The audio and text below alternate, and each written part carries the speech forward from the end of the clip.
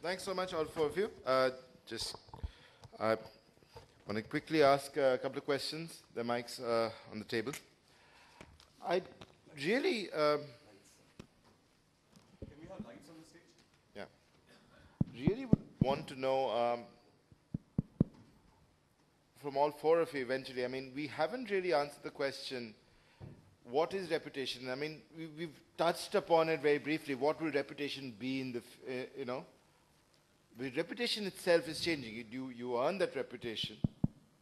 But as Naren said, you might live in a multiverse where you have different user groups who may be completely disconnected. And a case in point of that is people who, you know, who read The Guardian in the UK would never read The Sun.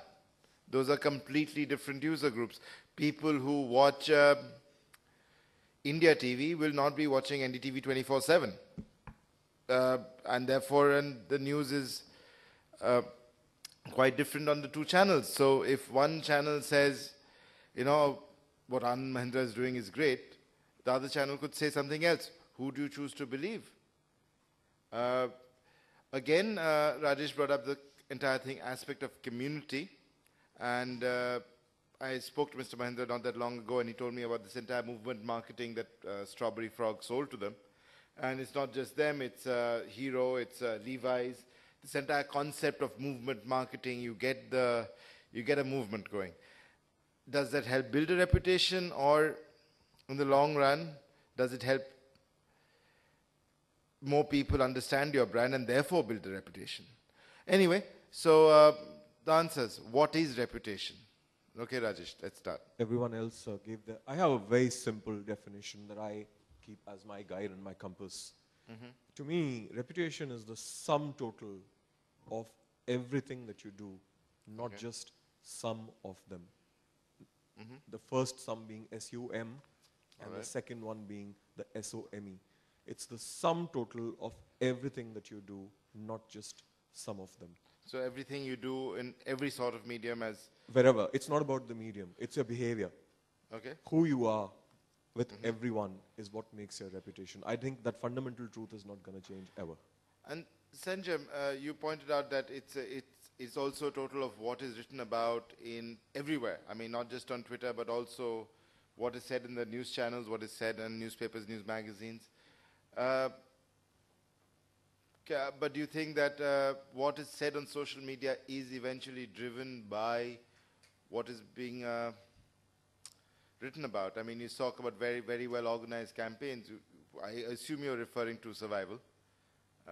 So your thoughts there? Okay, I don't think the essence of reputation has changed in the modern times from what was there before. Okay.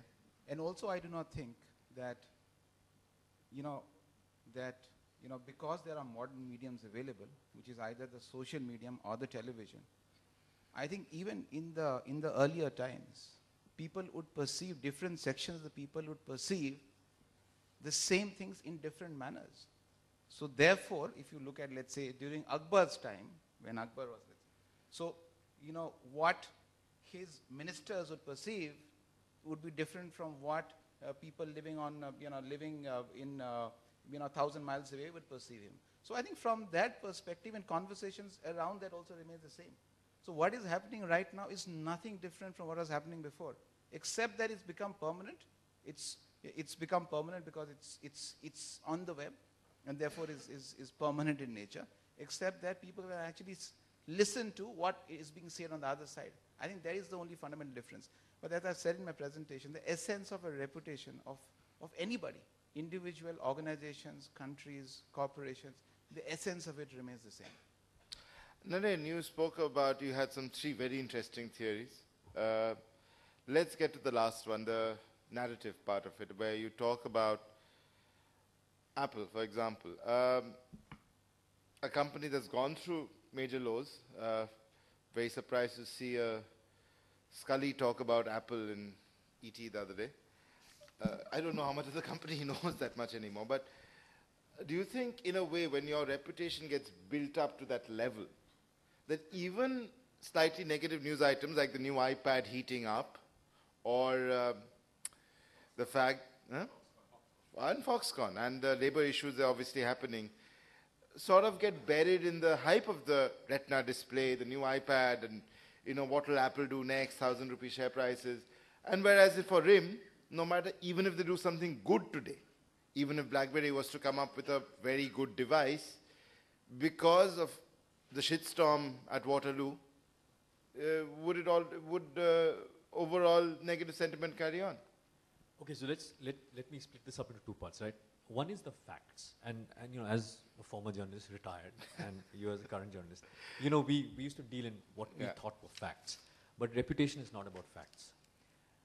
Reputation has a great component of faith in it, of belief, right? So if you take today morning's story about the coup that seemed to have, almost happened on the night of January the 16th, and then the visceral reaction to that is based on who you have more faith in.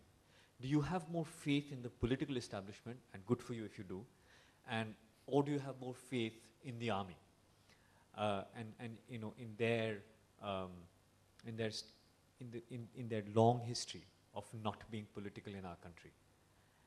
And at play out here is the reputation of both people, right? But our reactions, and it's about what we believe and not what the facts necessarily state.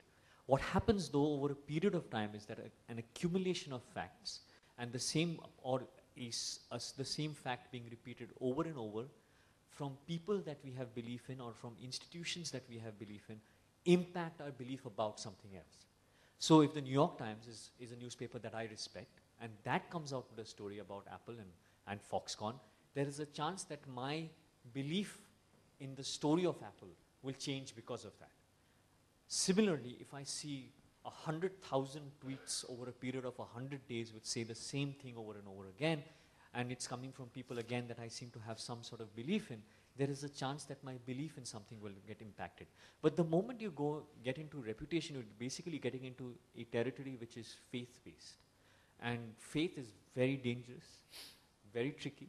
And the last time that questions were like this were being asked was when the printing press came out and impacted the political structures of the time, the people who were in power, the church of the times, and led to the sorts of revolutions that eventually led to the last two great wars that we saw, and the creation of the nation state as we know it today. So, these questions are a small component of a much larger impact that is, taking place in the way that the world is structured today. So future reputation is just one sort of aspect of that. Well, what Naren is saying actually should be best enjoyed with a glass of scotch sometime, late at night one day, because that can possibly be a very long conversation. But to follow on that, it's something that Karthik mentioned as well. Every reputation matters. The story as well as those who are telling the story. And that's a point that I've raised, and Naren also mentioned it. Who do you believe? I might believe a news source or a person, and you might viscerally hate that person, right? I mean, let's be honest, Radia Gate opened many eyes. Some of us in Delhi knew, okay, what was going on behind the scenes. But it also led to a situation where some people stopped believing certain journalists, certain storytellers. So some people actively, all this media crooks that Shivnath brought up, I mean, when did that start? That started after the entire Radia tapes were leaked. So if now Barkha or Veer or for that matter, anybody else mentioned, so many other people got away very lightly in the Radia tapes compared to some of the stuff they did, I feel. But if they are saying a particular story, would you believe them? Even if the story is very true and very valid. I mean, it could be a company doing great things, but because the source is so tainted, or you feel the source is so tainted, how do you go around, how does the brand deal with that? Personally, I would believe them, but the thing is that people are still buying a Tata Nano after seeing pictures of it going up in flames all over mainstream media. People are still buying it. There's a new campaign, there's more sales. So I believe you can actually tide over such things in the future, and Barkha can actually go on and report things which people will believe. So in a word, I believe reputation is all about what a majority of people believe you for, not necessarily what you do or what you stand for. What you do will impact that belief eventually.